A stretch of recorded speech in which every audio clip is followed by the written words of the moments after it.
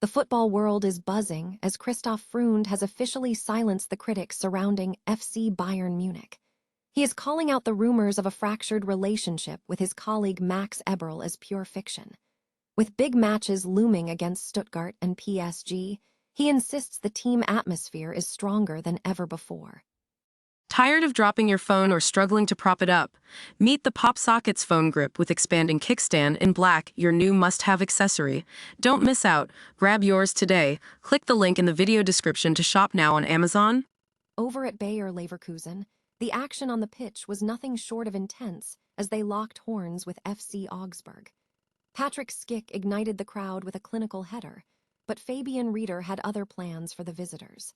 It was a high-stakes display of skill and grit that kept fans glued to every single play until the final whistle.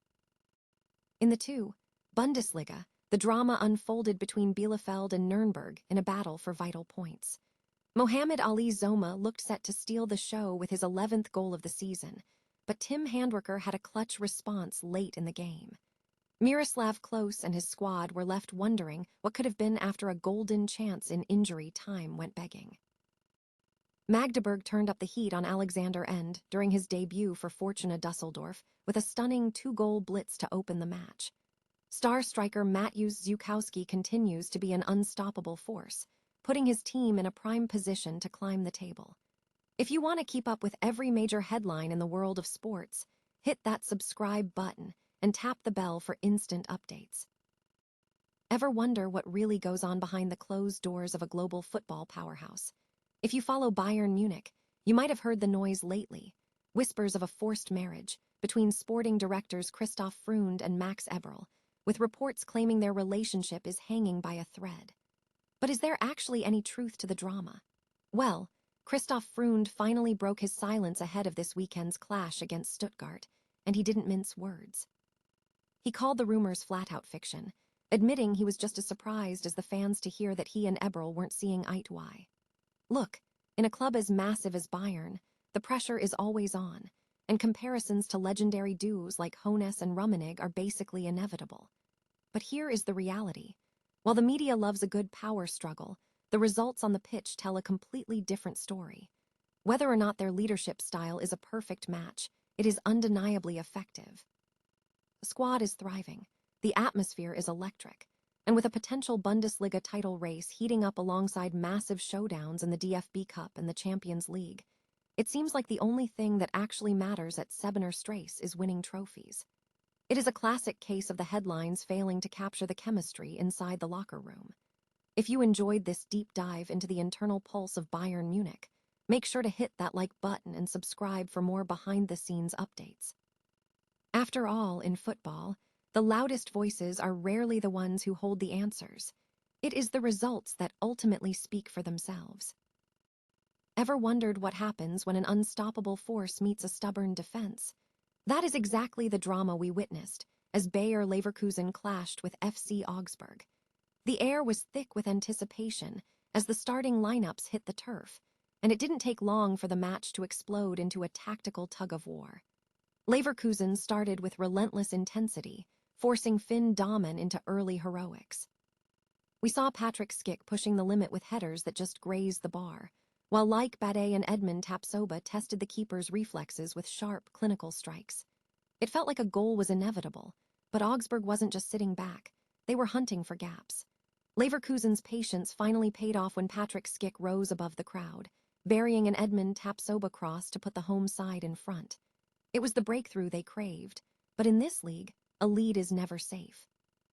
Just as the momentum seemed to swing entirely to Leverkusen, Fabian Rieder snatched the narrative back. With a brilliant left-footed strike from outside the box, Rieder stunned the stadium and leveled the playing field, proving that one moment of individual brilliance can dismantle a mountain of pressure. Both sides traded blows, with blocked shots and desperate corners flying in from every angle, keeping us on the edge of our seats until the final whistle. It was a classic display of grit and tactical chess. What did you make of that equalizer?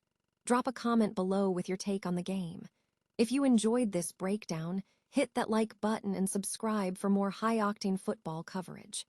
After all, in the beautiful game, it's not just about who scores, It's about who dares to keep pushing until the very end.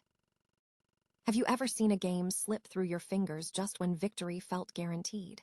That is exactly what happened to Nürnberg this week as they faced a gritty Arminia Bielefeld side, missing a golden ticket to the 40-point milestone. The tone was set early by Mohamed Ali Zoma. The 22-year-old Italian has been nothing short of a revelation in the Bundesliga lately, and he proved why again today. With a clinical finish, his 11th of the season, he put Nürnberg ahead, marking his 10th direct goal involvement since the turn of the year. It was a moment of pure quality, assisted by Adam Markiv, and it left the Bielefeld defense scrambling. By the time the halftime whistle blew, the home crowd was letting their frustrations be known with a chorus of boos. The hosts looked disjointed and, frankly, out of ideas.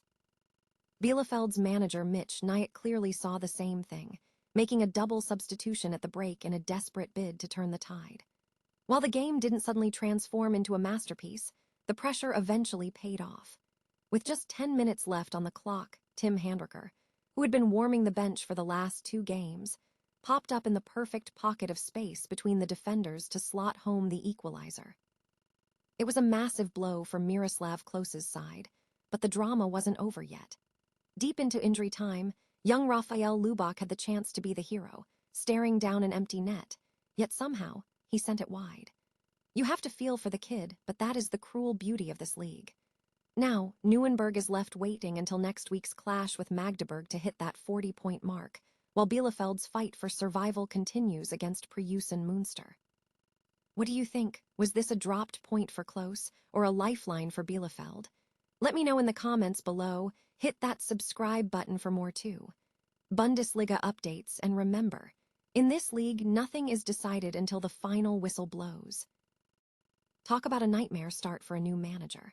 Alexander N's debut at the helm of Fortuna Düsseldorf didn't just get off on the wrong foot.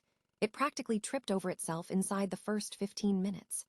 Magdeburg came out playing with pure, unadulterated fire, stunning the visitors by racing to a 2-goal lead before most fans had even settled into their seats. The damage started as early as the 2nd minute thanks to Lauren Ulrich. The Stuttgart loanee, assisted by Lubambo Musonda, showed exactly why he's becoming a key piece for Patrick Sanders' side. But the real story here is the absolute tier Mateusz Zukowski is currently on. Just minutes after a massive save from Dusseldorf's Florian Kastenmeier, Bari's Attic threaded a beautiful ball through the defense, and Zukowski did what he does best. Smashed home a first-time finish. Think about the efficiency. This is a guy who missed the first dozen games of the season, yet here he is, topping the scoring charts with 17 goals. That's a €25,000 investment that is paying massive dividends. As the game wore on, it turned into a scrappy, end-to-end affair. Kastenmeier kept Dusseldorf alive with some massive stops, and even when the back of the net bulged again, VAR was there to bail out the visitors on offside calls. But here's the catch for Magdeburg. While they've managed to put some breathing room between themselves and the relegation scrap, their star man Zukowski picked up his 5th yellow card of the season, which means he'll be sitting out the trip to Nürnberg. Magdeburg are looking like a team that has finally found its rhythm, but for Fortuna Düsseldorf, the alarm bells are officially ringing. If results elsewhere don't break their way, they're staring down the barrel of a spot in the bottom 3.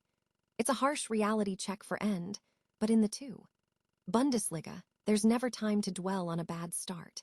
If you enjoyed this breakdown of the match, hit that like button and subscribe for more deep dives into the heart of German football. Is there any way back for Fortuna after this result, or are they destined for a season-long fight for survival? Let me know your thoughts in the comments below.